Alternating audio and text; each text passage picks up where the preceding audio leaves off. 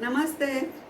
आज हम ऐसी महिला के बारे में जानेंगे जिसने अपनी विपत्तियों से उठकर डट कर सामना करके दुख मुक्त हो गई और अपने साथ में और बहुत सारी महिलाओं को उन्होंने दुख मुक्त किया और तब समाज के सामने एक आदर्श प्रस्तुत किया। उसके बारे में आज हम जानेंगे। मैं हूँ वृषाली दंडवते और आप देख रहे हैं वृषाली दंडवते फ्री थॉट्स। इस महिला का नाम था पटाचारा। पटाचारा एक श्रावस्ती के एक धनिक सेठ की पुत्री थी और उसका वो जो बड़ी हो गई तो उसका ब्याह करने के लिए उसके पिताजी ने उनके ही समाज का वनिक एक युवक उन्होंने चुन लिया था, लेकिन पटाचारा का दिल उनके एक सेवक पे आ गया था और उसको उससे प्यार हो गया था। तो उसको लगा कि मेरी शादी तो इनसे नहीं हो पाएगी, तो वो उसके साथ भाग जाती है और दूसरे देश में दूसरे भाग में जाके वो विधिवत विवाह करके उसके साथ रहने लगती है। लेकिन फिर भी उसको जैसे सब महिलाओं को अपने माता पिता का और मायके का जैसे याद आता है, उस तरह उसे भी अपने माता पिता और मायके की बहुत याद आती थी। तो वो हर बार अपने पति को कहती कि मुझे मेरे माता पिता के पास जाना है, उनसे मिलना है। जब वह पहली बार गर्भवती हो गई थी तो प्रसूति के लिए उसे लगा मुझे मेरे मायके जाना चाहिए, तो वो अपने पति को बोलती है, लेकिन पति उसे समझा बुझा कर मीठी मीठी बातें कर कर उसे रोक लेता है और फिर उनकी जिंदगी अच्छे से कटने लगती है। दूसरी बार जब वो गर्भवती होती है तब उसका मन बहुत ही ज़्यादा व्याकुल होता है कि मुझे मेरी माँ के पास है, मेरे पिताजी के पास जाना है। तो वो खुद ही अकेली अपने बेटे को लेकर निकल पड़ती है। तो उसका पति भी उसके पीछे पीछे जाता है, उसको मनाने लगता है, पर वो मानती नहीं है और तभी बहुत जोर से बारिश शुरू हो जाती है और बारिश की वजह से वो तीनों की हालत बहुत खराब हो जाती है। तो उसके पति को भी दया आती है, अभी मैं इनको कैसे बचाऊं। तो वो जाता है झाड़ी में और बोलता है मैं थोड़ी टहनियाँ लेके आता हूँ आसरा बनाने के लिए।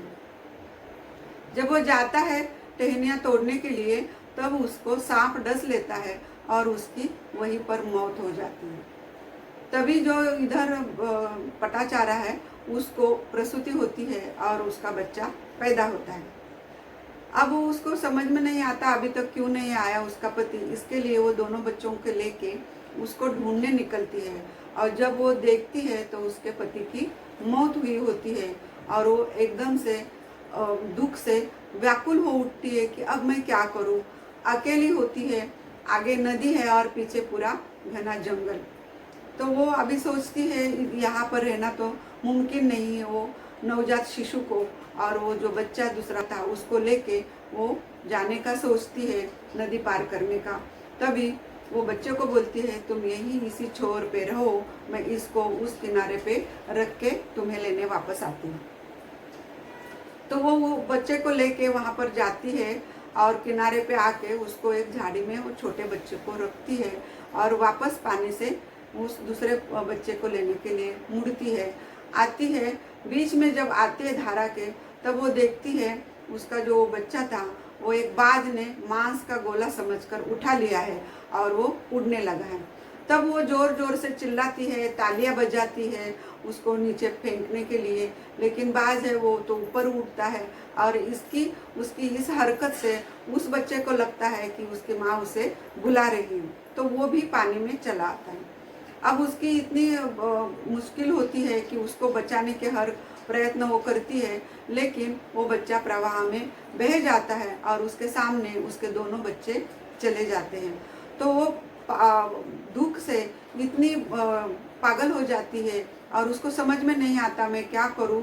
उसी दुख के इसमें वो बाहर निकलती है नदी से और आती है किनारे पे और श्रावस्ती की तरफ बढ़ने लगती है। जब वो श्रावस्ती के पास आती है तो उसे एक गांव का ही आदमी दिखाई देता है। तो उसको वो पूछती है कि मेरे माता पिता वो कहता है कि तुम्हारे माता पिता और भाई तो तुम्हारे घर का छत नीचे आने की वजह से उसके नीचे आके दब के मर गए और उनकी ही चिताएं शमशान में जल रही हैं। वो दुख से पागल होके वहीं पर मूर्छित होके गिर जाती है। उसको खबर ही नहीं होती किस चीज़ की, बिल्कुल बेसुध हो जाती है। और इस तरह से जब वो जगती है तो एकदम पागल की तरह उठ के भागने लगती है, चिल्लाने लगती है, इधर उधर दौड़ती है, अपने बाल नोच लेती है। उसको बहुत ज़्यादा दुख होता है और वो दुख से परेशान हो जाती है और ऐसे ही वो भागते चिल्लाते वो श्रावस्ती में रास्ते पे दौड़ रही होती है। तभी श्रावस्ती में तथागत महाकारुणिक बुद्ध आए हुए थे अपने संघ के साथ और उन संघ को उपदेश कर रहे थे। वो वहीं पर जाके तथागत के चरणों पे गिर जाती है। तभी तथागत उसको अपने अमृतमय मधुर वाणी में कहते हैं, हे भगिनी चैतन्य लाभ हो। और उसके बाकी के जो भिक्खु वगैरह होते हैं वो उसके ऊपर कपड़ा डालते हैं, उसका तन ढक लेते हैं और उसको लेके जाते हैं। उसके बाद में वो प्रव्रजित होकर भिक्खुनी संघ में उनके उपदेश से वो अपने साधना करती है और विनयशिला बन के संग में रह के अपने दुख से मुक्ति पाती है। एक बार वो जब अपना मुंह धो रही होती है तो वो ऐसे ही पानी लेके उसको ज़मीन पे फेंकती है और आगे जाके वो पानी सूख जाता है। वो फिर से करती है तो फिर देखती है कि पानी आगे जाके सूख जाता है। तो बोलती है, ऐसे ही जीवन अनित्य है और कोई पहले मरता है और कोई बाद में मरता है। तो इस तरह से वो अपना उपदेश सबको दिया करती है। एक बार जब वो दिया सामने रख के उसमें ध्यान लगाते हुए वो कहती है, जब वो सुई लेके हाथ से वो लौ जो उसकी है उसको पीछे करने की कोशिश करती है तो दिया बुझ जाता है, यानी निबान होता है। तो वो कहती है, जिंदगी ऐसे ही है, मैं इस मेरे अंदर के सारे जो भव तृष्णा है उसका भी ऐसे ही निबान हो गया है और मैं मुक्त हो गई हूँ। इसके उपदेश से जब वो उपदेश देने लगती थी तो बहुत सारी महिलाएं जो उसका उपदेश सुनती थी वो भी उससे उपदेश से प्रभावित होकर अपने दुख से मुक्ति पा लेती है और ऐसी 500 महिलाओं को वो प्रव्रजित कर देती हैं। तो तथागत उसको विनयशिला का सम्मान देते हैं और वो अपने जीवन में अहर्त पद प्राप्त करके दुख से मुक्ति पा लेती है और उसका नाम तथागत के जो धम्म है उसमें हमेशा के लिए अमर हो जाता है।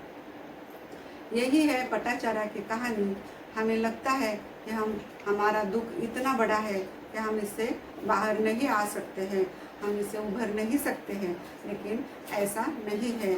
हम भी दुख से मुक्ति पा सकते हैं, हम भी इस आसक्ति से अपना मन दूर कर सकते हैं और फिर हमारा दुख भी ख़त्म हो सकता है। आज की कहानी आपको कैसे लगी? अगर अच्छी लगी है तो आप मेरे वीडियो को लाइक और सब्सक्राइब ज़रूर करिए और कमेंट करिए। और मैं चाहती हूँ कि ज़्यादा से ज़्यादा लोगों को ये कहानी शेयर भी हो। नमस्ते, जय भारत।